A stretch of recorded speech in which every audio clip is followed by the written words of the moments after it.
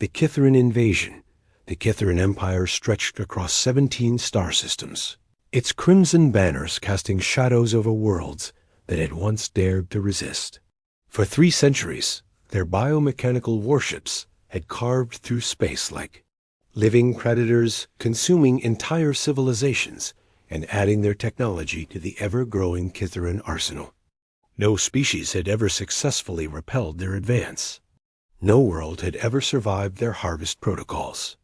Admiral Zethic stood on the bridge of his flagship, the Devourer's Maw, his chitinous armor gleaming under the harsh blue light of the command displays. His compound eyes reflected the tactical readouts, showing his fleet's position at the edge of an unremarkable solar system. 800 vessels strong, each one a masterpiece of adaptive biotechnology capable of reshaping itself based on encountered threats. The largest invasion force ever assembled by the Kithaeron military.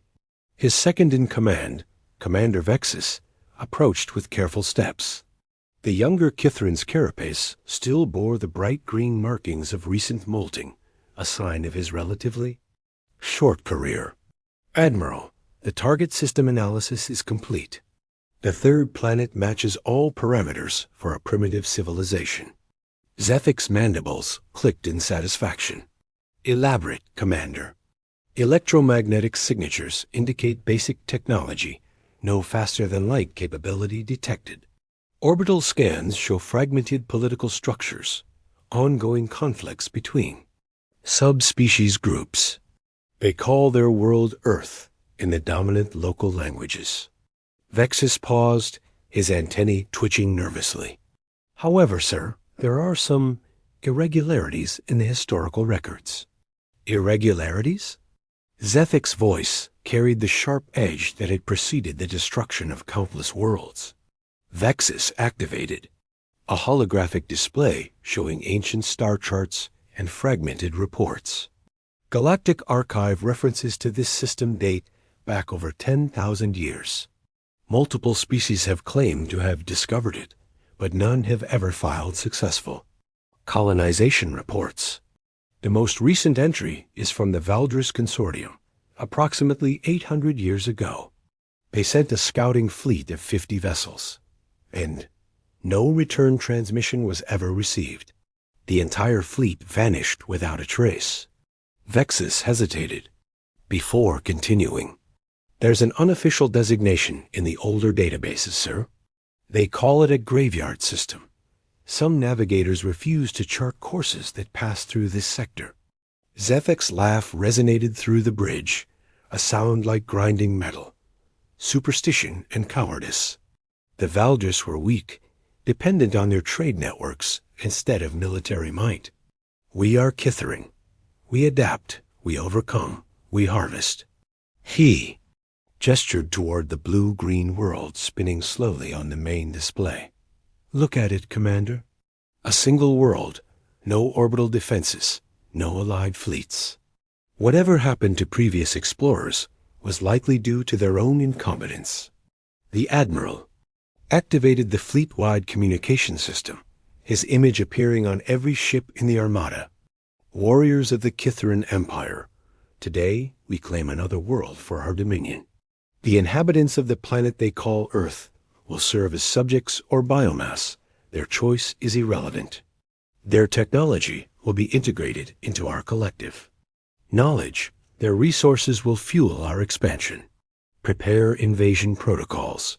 We harvest at dawn. As the massive fleet began its approach toward Earth, long-range sensors painted a detailed picture of the target world.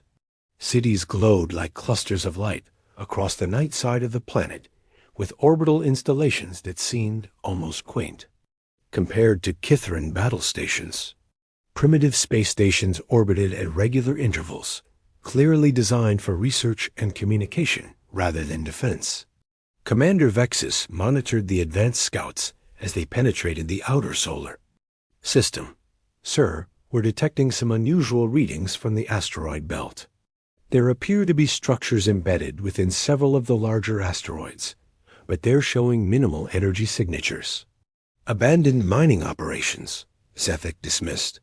These primitives likely exhausted easily accessible resources and lacked the technology to maintain deep space installations.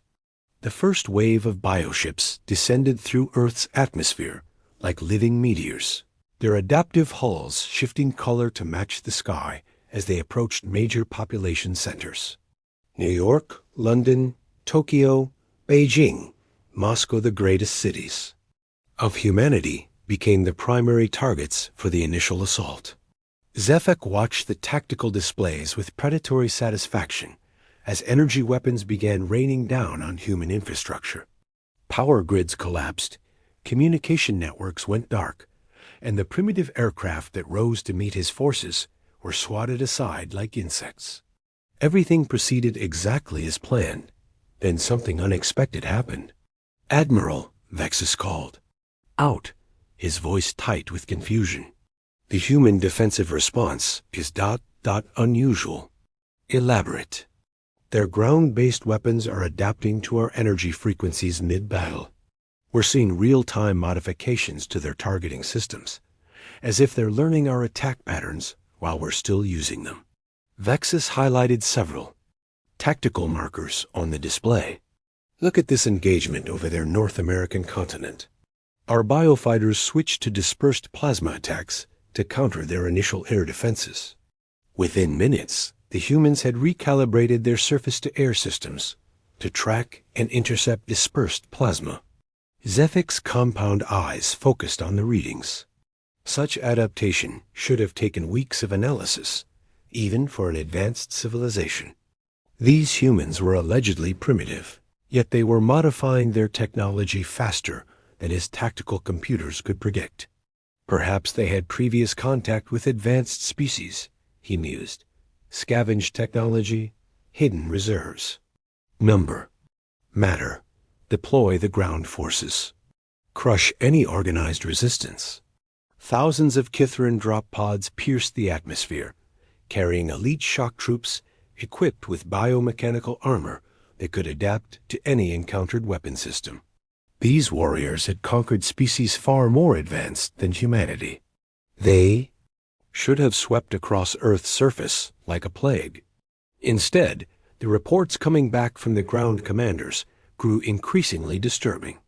"Admiral, ground forces are encountering organized resistance in multiple theaters. The humans are using our own weapons against us. Captured equipment. Expected. No, sir. They're not just using captured weapons. They're improving them. We have confirmed reports of human infantry carrying modified Kithran plasma rifles that fire at higher efficiency than our original designs. Their engineers are somehow reverse engineering and enhancing our technology in the field." Zethek's mandibles ground together. The tactical readouts showed something that should have been impossible. Human military units were not only holding their ground against Kithran forces, they were advancing. Makeshift armored units assembled from scavenged alien technology were pushing back elite invasion troops. "This is a temporary setback," Zethek declared. "Deploy the Biotitans. I want those human cities reduced to rubble." The Biotitans were living siege engines, each one the size of a city block and capable of regenerating from almost any damage. They had leveled the crystal cities of Andromax 7 and reduced the floating platforms of ONS, Kepler 442b, to molten slag. Surely nothing on this primitive world could stand against them. Yet as the massive creatures descended toward Earth's major cities, something began to interfere with their navigation systems. The Biotitans, which relied on complex biological neural networks for guidance, started behaving erratically. Some began circling aimlessly. Others crashed into uninhabited areas, as if their targeting systems had been scrambled. "Commander, what's causing the navigation failures?" Vexus's carapace had turned a pale green, a sign of extreme stress. "We don't know, sir. There's no detectable jamming signal, no electronic warfare signatures. It's as if something is directly interfering with the Biotitans' nervous systems." From the planet's surface, a transmission cut through the Kithran communication channels. The signal was clear, strong, and utterly impossible. It was broadcasting on frequencies that only Kithran technology could access. A human voice spoke. In perfect Kithran dialect, "Welcome to Earth. You are not the first to come here seeking conquest. You will not be the last to understand why none return." The bridge fell silent except for the hum of life support systems. Zethek's claws extended involuntarily, scraping against his command throne. "How?" he whispered. The answer came not from his crew, but from Earth itself. Deep beneath the planet's surface, ancient systems that had slumbered for millennia began to stir. Sensors that had been disguised as natural geological formations started transmitting data to networks hidden in the asteroid belt. The abandoned mining stations suddenly blazed with activity as massive energy collectors came online. Commander Vexus's voice cracked as he read the incoming data. "Admiral, we're detecting massive power spikes across the planet." "Whatevers." "Down there, it's been dormant until now.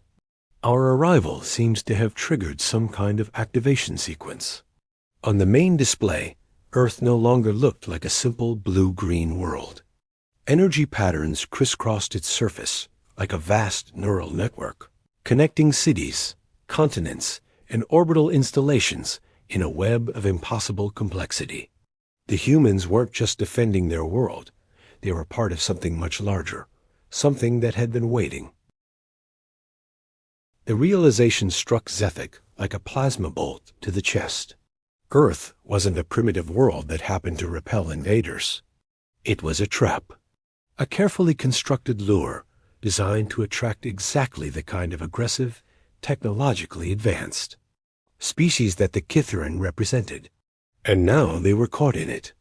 As if responding to his thoughts, another transmission reached the fleet. This time, it wasn't just the human voice. It was accompanied by dozens of others' voices speaking, in languages the Kithran databases recognized as belonging to long-extinct civilizations. The Valdres Consortium, the hegemony of Threx, the Crystalline Collective, all the great conquering species that had vanished from galactic history over the past 10,000 years. They were all here. They had all come to Earth, just as the Kithran had. And now their knowledge, their technology, their very essence had become part of Earth's defenses. Admiral Zethek finally understood why no one ever returned from this system. They didn't return because they never left. They became part of Earth itself, absorbed into whatever ancient mechanism had been placed here to guard against exactly the kind of threat his empire represented. The hunt had begun, but the Kithran were not the hunters. They were the prey. The harvest begins the devourer's maw, shuddered as gravitational anomalies rippled through local space-time. Admiral Zethek gripped his command throne, watching helplessly, as his bioships began drifting out of formation. Navigation systems designed to function in the most chaotic stellar environments were failing across the entire fleet. "Report," he snarled, his compound eyes darting between multiple tactical displays showing the deteriorating situation. Commander Vexus worked frantically at his station, his carapace now a sickly yellow-green. "Admiral, we're experiencing systematic failures across all vessel types. Jump drives are offline, subspace communications are being scrambled, and our biomechanical systems are showing signs of external influence." "External influence? From what source?" "The planet, sir. Earth is generating some kind of field effect that's interfering with our organic technology. Our bioships are ... responding to it, as if they recognize something familiar. On the surface of Earth, the situation had become a nightmare. Kithran ground forces found themselves facing human soldiers who fought with impossible coordination. Entire human battalions moved as if they shared a single tactical mind, anticipating Kithran strategies before they were even implemented. Ground, Commander Thises transmitted from the ruins of what had been London. "Admiral, the humans are not fighting like a primitive species. They're using advanced battlefield tactics from multiple galactic civilizations. I've identified Valdris flanking maneuvers, Threx energy weapon modifications, and crystalline collective hive mind coordination patterns. That's impossible, Zethic replied, though his certainty was crumbling. Those species were extinct before these humans even achieved spaceflight. Sir, with respect, I don't think they're extinct. I think they're here. The transmission cut to static, then resumed with Tice's voice tight with terror. Admiral, we need immediate extraction. The humans aren't just using our weapons. They're using weapons I've never seen before. Biomechanical hybrids that shouldn't be possible. They're fielding technology that combines aspects from dozens of different species. Before Zethic could respond, a new voice cut across all communication channels. It spoke in perfect Kithrin military dialect, but with an accent that suggested multiple linguistic influences. Admiral Zethic of the Kithrin Empire. I am Dr. Sarah Chun, speaking on behalf of Earth's Collective Defense Protocol. Your forces have triggered ancient safeguards established to protect this sector from aggressive expansion species. Zethic's mandibles clicked rapidly. Impossible. Our intelligence indicates your species has barely achieved orbital flight capability. A sound that might have been laughter echoed through the communication system. Your intelligence is both correct and woefully inadequate. Humanity did achieve orbital flight capability recently by galactic standards. However, Earth itself has been prepared for visitors like you for over 50,000 years. The main display flickered, then showed a view of Earth that made Zethic's blood run cold. The planet's surface was crisscrossed with energy patterns that formed geometric shapes of impossible complexity. What he had mistaken for primitive cities were actually nodes in a vast computational network that spanned continents. The orbital installations weren't research stations. They were weapons platforms that had been dormant until his fleet's arrival triggered their activation. Dr. Chun's voice continued with clinical detachment. Earth serves as a repository and testing ground for civilizations that exhibit expansionist aggression toward less developed species. Every conquering empire that has approached this system in the past 50 millennia has contributed to our defensive capabilities. You're saying you deliberately lure in aggressive species. We don't lure anyone, Admiral. You come here because Earth appears to be an easy target, a primitive world ripe for conquest. That very mindset is what marks a civilization as suitable for integration into our defensive matrix. Commander Vexus interrupted with panic in his voice. Admiral, the bioships are responding to something. Their organic components are showing signs of accelerated evolution. They're adapting, but not to environmental pressures. They're adapting to match patterns being broadcast from the planet. On the tactical display, Zethic watched in horror as his mighty fleet began to change. The biomechanical vessels that had been instruments of conquest for 3 centuries started reshaping themselves. Hull configurations shifted, weapon systems reconfigured, and entire sections of the ships began growing in directions that defied their original design parameters. The ships are being rewritten, Vexus reported, his voice barely above a whisper. Something is accessing their biological programming and modifying their core functions. Dr. Chun's transmission resumed. Your biotechnology is quite sophisticated. Admiral, the integration process should be relatively smooth. Your vessels will make excellent additions to Earth's orbital defense network. Asterisk? Integration? What are you talking about? Every species that comes here brings something valuable technology. Knowledge, unique biological or mechanical innovations. The Valdris Consortium contributed their mastery of quantum communications. The Threx hegemony provided advanced energy weapons. The Crystalline Collective added hive mind coordination protocols. Each addition makes Earth's defenses stronger. Zethic realized with dawning horror What was happening? You're stealing our technology. We're preserving it.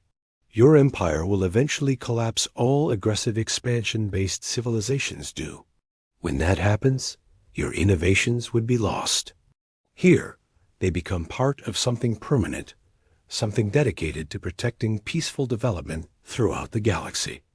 The Admiral activated his personal combat suit and made his way to the ship's biocore chamber.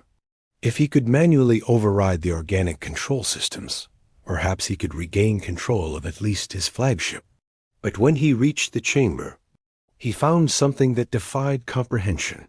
The biocore, normally a writhing mass of Kytheran neural tissue, had been transformed. New growth patterns emerged from the original structure, forming geometric shapes that resembled both organic and mechanical components.